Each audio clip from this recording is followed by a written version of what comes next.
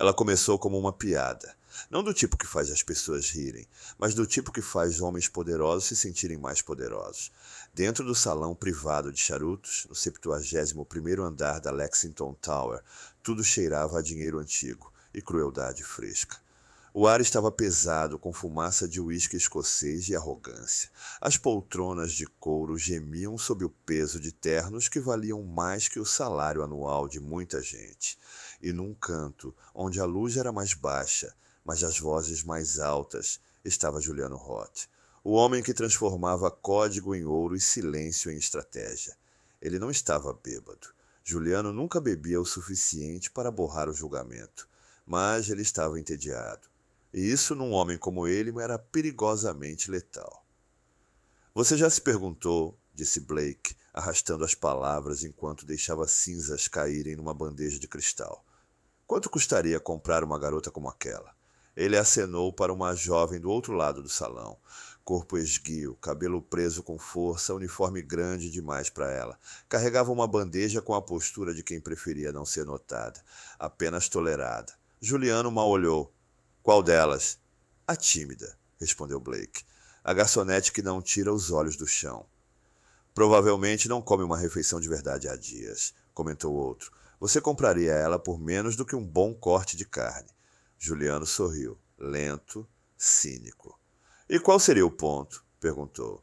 Blake inclinou-se, a voz baixa, como se compartilhasse um segredo sagrado.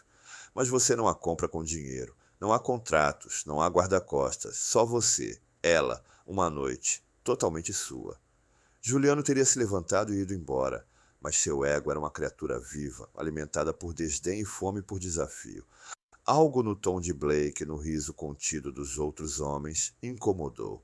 Ele não perdia, não nos negócios, não no jogo. E certamente não quando o assunto era controle. Ele deixou o copo de lado. A garota, Lírio, como descobriria mais tarde, estava no outro lado da sala, tentando equilibrar a bandeja. Suas mãos tremiam, um copo inclinou, quase caiu. Ela o segurou a tempo. Juliano a abordou do jeito que fazia tudo na vida, com propósito e silêncio de quem não precisa anunciar sua presença para ser notado. Quando ela olhou para ele pela primeira vez, algo dentro dele parou. Não porque ela fosse a mulher mais bonita que já vira. Ela não era. Não porque ela piscasse ou mordesse os lábios como outras faziam. Ela não. Ela o olhou como quem já sabia que homens como ele sempre vinham com consequências. Ele disse 5 palavras. Venha comigo. Uma noite ela piscou. Ele puxou a carteira, tirou um cartão preto de titânio e estendeu entre 2 dedos. Sem perguntas, sem amarras, é só dizer sim. Os olhos dela passaram do cartão para o rosto dele. Ela não se mexeu, não sorriu, mas disse sim. E ele não sabia disso naquele momento, mas enquanto pensava que estava comprando o corpo dela, ela já começava a tomar posse de algo que ele nunca pretendia vender: sua mente. Juliano Roth não era um homem que precisava pedir 2 vezes. Isso só tornou a hesitação de Lírio ainda mais interessante. A maioria das mulheres à frente dele tremia pelos motivos certos: desejo, ambição, ganância. Mas ela tremia como quem aprendeu a esperar perigo atrás de cada mão estendida. Ele percebeu, e no momento em que ela o seguiu para o elevador privativo, ligeiramente atrás dele, braços cruzados, olhos baixos, não era submissão, era proteção. E isso era diferente. Ela não se moveu com submissão, se moveu com cautela, como quem aprendeu, cedo demais, que todo gesto gentil pode esconder uma armadilha. No elevador, ela ficou atrás dele, braços cruzados, ombros tensos, olhos voltados para baixo. Mas Juliano notou. Ela não parecia pequena, parecia pronta, não frágil, alerta. Quando chegaram à cobertura, ela não se impressionou com a vista. Não elogiou o luxo automatizado que o recebeu com um bem-vindo, Sr. Roth. Apenas entrou. Tirou os sapatos silenciosamente. Perguntou onde ele queria que ela fosse. Juliano quase respondeu algo seco, como faria com qualquer outra, mas as palavras morreram em sua garganta. Ela não olhava para ele com medo ou desejo. Ela olhava como quem já perdeu 100 partes de si só para sobreviver. E essa seria só mais uma.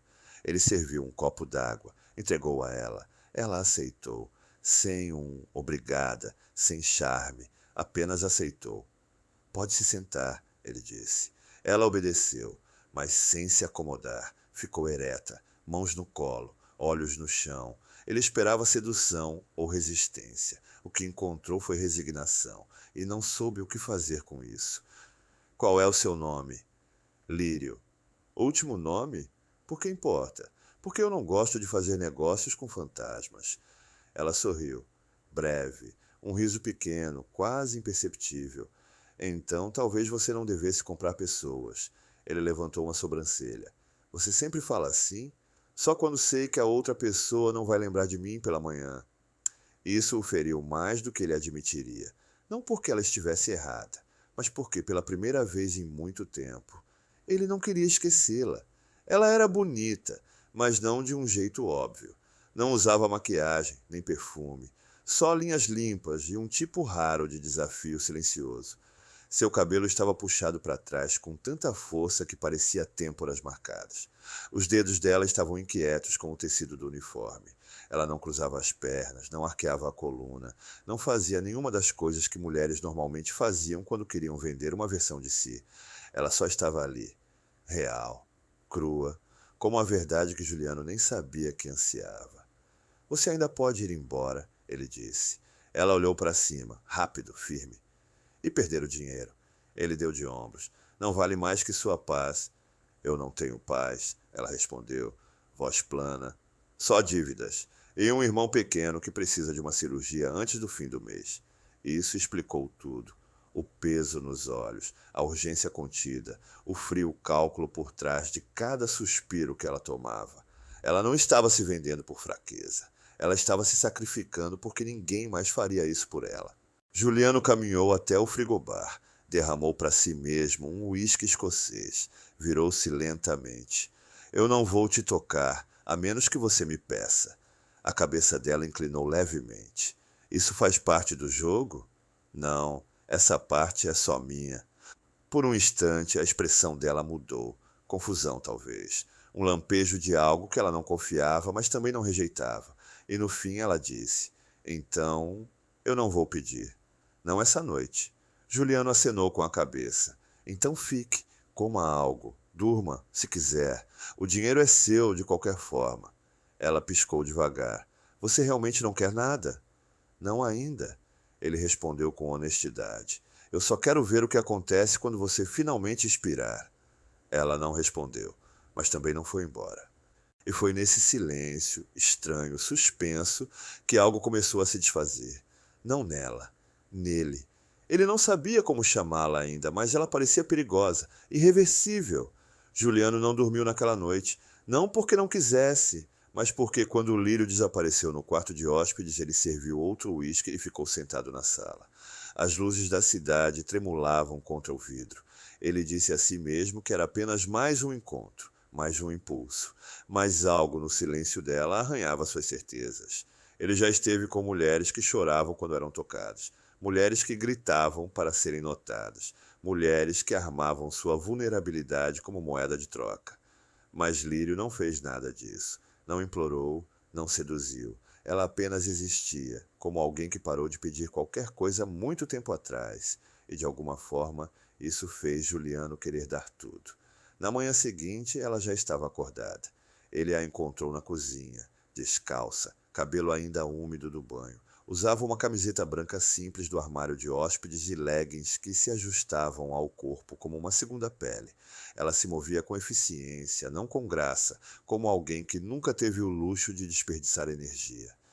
Tem café, ela disse sem se virar. Não sabia como você gosta, então adivinhei. Ele serviu uma xícara, deu um gole. Preto, forte, perfeito. Imaginei.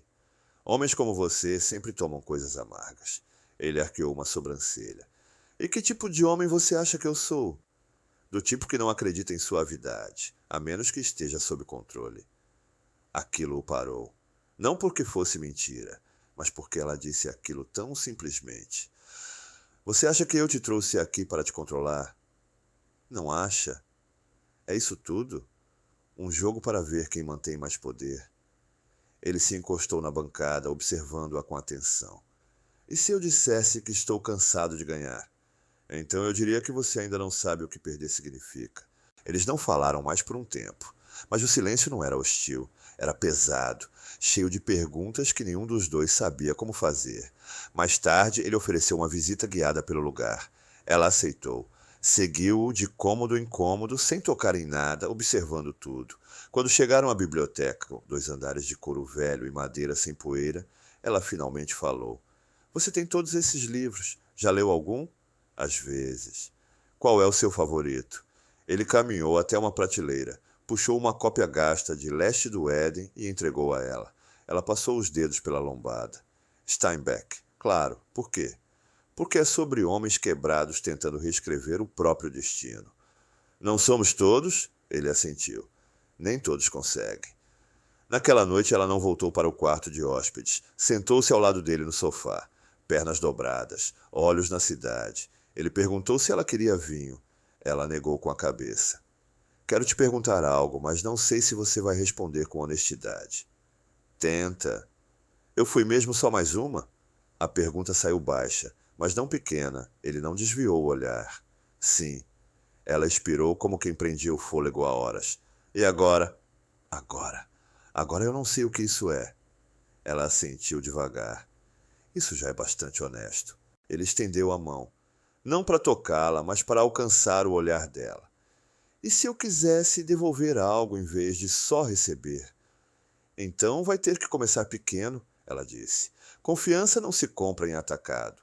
Ele sorriu, suave, quebrado. Então vou começar com esta noite. Naquela noite, eles não dormiram em quartos separados. Ele a conduziu até sua cama, puxou os lençóis e deitou-se ao lado dela. Ambos totalmente vestidos, mal se tocando. Mas foi a coisa mais íntima que ele havia feito em anos. Em algum momento, por volta das 3 da manhã, ela sussurrou no escuro. Você já sentiu como se estivesse fingindo ser uma pessoa? Todo dia. E o que acontece quando alguém vê quem você realmente é? Eles geralmente vão embora. Talvez, ela disse, se encolhendo contra o peito dele, ou talvez só não saibam como ficar. Ele não respondeu, mas seus braços se fecharam ao redor dela como se aquilo fosse a única resposta que ela precisava. E em algum lugar, naquele espaço frágil entre corpos e respirações, algo começou a se formar. Não amor, ainda não. Mas a aterradora possibilidade de algo mais. Na manhã seguinte, o sol entrou pelas janelas como se quisesse testemunhar tudo. Ele acordou primeiro, como sempre fazia, mas dessa vez não se moveu. Apenas a observou. Lírio estava de lado, o rosto voltado para ele, cílios escuros contra as bochechas, lábios entreabertos em uma respiração serena. Sua mão descansava sobre o peito dele, dedos levemente enrolados. Mesmo dormindo, ela não parecia uma conquista. Ela parecia uma confissão que ele jamais quis dizer em voz alta. Ele poderia ter saído da cama, feito café, checado e-mails, mas algo dentro dele não queria quebrar o momento. Ainda não. Então ele ficou. Quando ela se mexeu, o corpo tenso, num primeiro instante, talvez reflexo de quem desperta em camas desconhecidas, ele não se mexeu. Mas quando ela abriu os olhos e o viu ainda ali, atento, algo nela suavizou. Ela piscou devagar. Você não foi embora? Não. Por quê? Porque se eu me movesse, tinha medo que você não fosse real. Eles ficaram assim por um tempo, o silêncio se estendendo entre eles como um fio esticado, puxando firme a cada segundo. Finalmente, Lírio sentou-se, puxando o cabelo em um nó frouxo. A gola da camisa dele escorregava do ombro dela. Juliano também se sentou, os cotovelos apoiados nos joelhos, observando-a sem pedir desculpas por olhar. Posso te perguntar algo? Ela disse. Qualquer coisa. Qual foi a pior coisa que você já fez? Ele hesitou.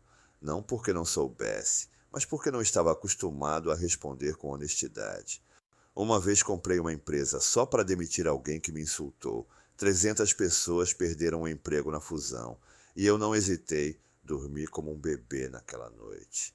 Ela não pareceu surpresa. E a segunda pior coisa? Isso aqui. Isso aqui. Porque eu não achei que fosse importar. Mas agora é a única coisa em que consigo pensar. Ela o encarou. Realmente o encarou. E por um momento ele se perguntou se ela podia ver tudo. A arrogância, a solidão, o menino que ele foi antes do mundo exigir que ele se tornasse afiado. Você me perguntou por que eu disse sim aquela noite. Ela disse. Nunca te dei a resposta completa. Por quê? Porque eu precisava saber se conseguiria sobreviver, se eu conseguiria entrar num quarto, me entregar a um homem como você e ainda reconhecer meu reflexo depois. E conseguiu? Não no começo, ela sussurrou. Mas então, você não me tocou, não pediu nada, e isso me fez sentir algo que eu não sentia há anos. O quê? Segurança.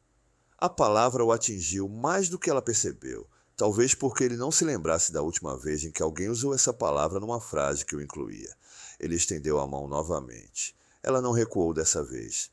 Me conta o que aconteceu com você, ele disse em voz baixa. Só se você estiver pronto para ouvir, sem julgamento. Então eu te conto. E ela contou. Sobre o tio que começou a aparecer no quarto dela quando ela tinha 13 anos. Sobre a mãe que disse que era imaginação. Sobre os anos de silêncio, de sofá em sofá. De empregos que pagavam com gorjetas e humilhação. Sobre o irmão pequeno. A única razão pela qual ela não desapareceu completamente.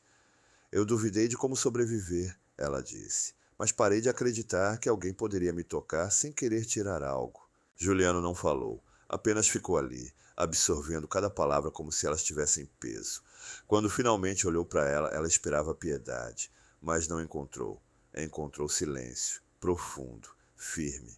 E então, devagar, ele se aproximou, não para tocar seu corpo, mas para encontrar o olhar dela outra vez. E se eu quiser te devolver o que o mundo tirou? Então você vai ter que aprender a ir devagar, ela disse, porque eu ainda estou aprendendo a acreditar. Eu posso ir devagar. Então, não diga nada agora. Só fique. Ele ficou. Naquela noite eles não disseram, eu te amo. Não falaram de futuro, mas dormiram juntos. Não por sexo, mas pela primeira vez com ternura. Ela dormiu com a cabeça no peito dele. Ele dormiu com a mão segurando a dela. E pela manhã ele não foi embora, nem ela. Pela primeira vez em muito tempo, 2 sobreviventes acordaram e decidiram tentar viver. 3 meses se passaram, silenciosos, deliberados. Não houve declarações grandiosas, nem reencontros dramáticos sob luzes da cidade. Houve café aos domingos, silêncio que não machucava, mensagens simples como chegou bem ou guardei o último iogurte para você. Ela não se mudou para a cobertura dele. Ele nunca pediu. Em vez disso, visitava o pequeno estúdio onde ela vivia. Sempre aos domingos, sempre com 2 xícaras de café e um livro debaixo do braço. Às vezes ela o deixava ficar, às vezes não. Mas quando o deixava, conversavam sobre livros, sobre o cheiro da chuva, sobre essa dor esquisita que vive na caixa torácica quando o silêncio dura tempo demais. Ele nunca tentou tocá-la sem permissão. Ela nunca precisou pedir espaço, e aos poucos foram criando algo lento, corajoso, real. Em um mundo que mede valor por desempenho, eles construíam algo que só podia ser medido por presença. Certa noite, deitados no chão do pequeno apartamento dela, cercados por toalhas manchadas de tinta e cheiro de lavanda, ela perguntou, você ainda pensa no mais? Ele não fingiu não saber do que ela falava. Quase todo dia. E o que você sente quando pensa? Ele virou o rosto para ela. Olhou de verdade. Gratidão, respondeu. Porque se eu não tivesse feito aquilo, talvez nunca tivesse encontrado você. Ela sorriu. Pequeno, real. Me conta, qual foi a última vez que você fez algo sem calcular o retorno? Ele pensou por um momento. Agora, estar aqui. Ela assentiu, encostou a cabeça no ombro dele. O silêncio se alongou, mas não doía. Era o tipo de silêncio que só existe entre 2 pessoas que decidiram confiar, mesmo que ainda não soubessem exatamente como. Na semana seguinte, enquanto ela limpava pincéis na pia da cozinha, ele apareceu com um envelope em mãos. Dentro havia uma folha, manuscrita. Ela leu. Juliano tinha escrito. Eu não quero te consertar, só quero ser o lugar onde você não precisa estar em alerta. Ela dobrou o papel com cuidado, como se fosse feito de algo precioso. Por que está me dando isso? Porque o mundo vai tentar te convencer de que amor vem com preço. Eu quero ser exceção. Naquela noite ela não disse nada, mas deixou a porta entreaberta quando foi dormir. Juliano entendeu o gesto. Entrou sem fazer barulho. Deitou ao lado dela, respeitando o espaço entre os 2. Horas depois, sentiu a mão dela procurar a dele. Não com medo, mas com escolha. Quando os dedos se entrelaçaram, ele soube. Não precisava mais provar nada. Ela sussurrou no escuro: "Você ainda me quer, mesmo sabendo de tudo?" Ele respondeu sem hesitar: "Querer você foi a parte mais fácil de tudo isso." E ali, entre lençóis limpos e respirações lentas, eles finalmente se tocaram. Não com pressa, mas com reverência. Como quem sabe que o que tem nas mãos não é desejo, é cura. Na manhã seguinte, ela ainda estava lá. E ele também. E não disseram nada. Não precisaram. Porque às vezes o silêncio entre duas pessoas é a resposta mais clara de todas. A paz durou até a notícia estourar. 2 semanas depois, uma foto vazada surgiu na internet. Granulada, desfocada, mas clara o suficiente para reconhecer os dois. Era ele, entrando com ela em seu apartamento. Ela de uniforme, bandeja na mão, a legenda Roth e sua nova caridade. Ela viu antes dele. Ele a encontrou sentada na mesa da cozinha, o celular na mão, o rosto pálido. "Eles sabem", ela disse. Só isso, nada mais. Ele pegou o celular, viu a imagem, sentiu o estômago revirar. É lixo. Vão especular, vão esquecer. "Não estão falando de você", ela respondeu. "Estão me arrastando. Sou eu a garota que vão humilhar. Meme, vergonha." Ele tentou explicar que era só mais um escândalo, que já tinham passado por isso antes, mas ela o interrompeu.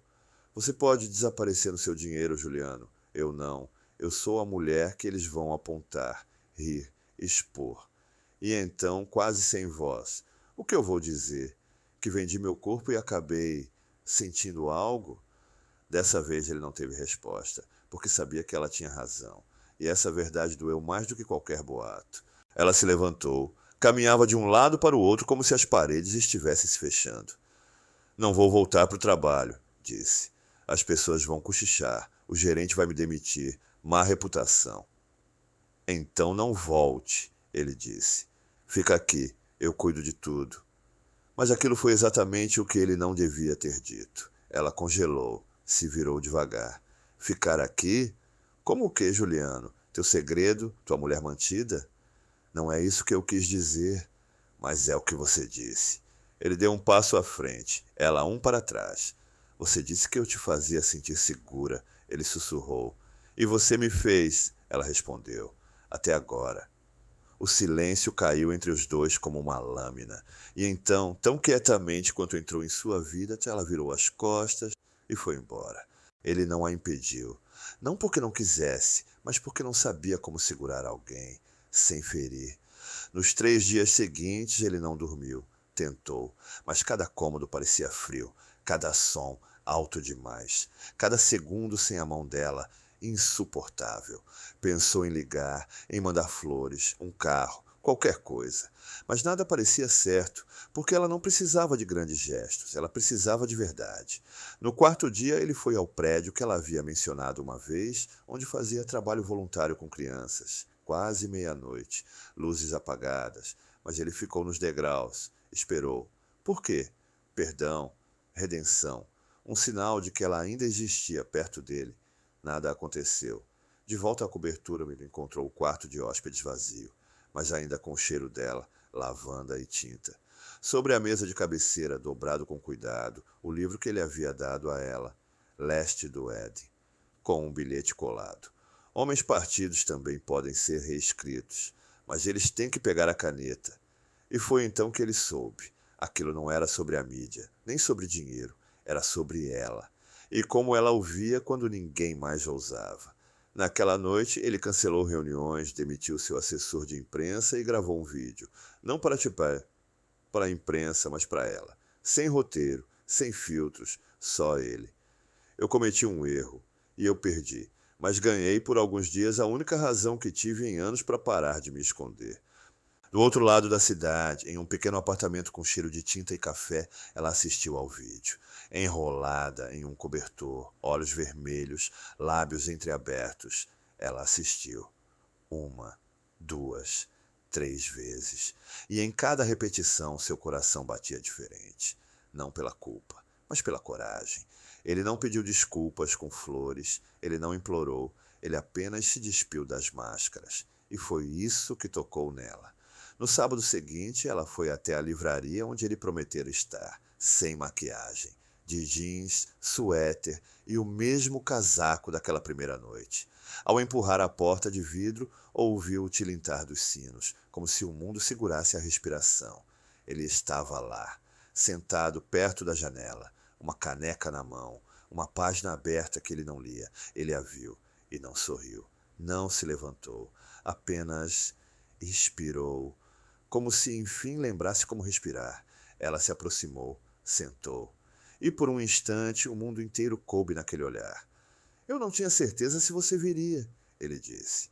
Eu não tinha certeza se você merecia, mas você veio primeiro. Cada palavra, eu quis dizer cada palavra. Ela olhou para a mesa, para os dedos entrelaçados, para o espaço onde os dois se encontravam sem se tocar. Por que não me procurou? Perguntou. Porque eu não queria transformar tua dor numa linha de chegada. Eu queria que você voltasse porque queria, não porque eu pedi. Ela o olhou de novo. Eu sorriu, pequeno, sincero. Então vamos começar daqui e ver o que cresce. Ele não a beijou, nem pediu nada, apenas segurou sua mão, como se fosse a coisa mais sagrada que já recebeu na vida.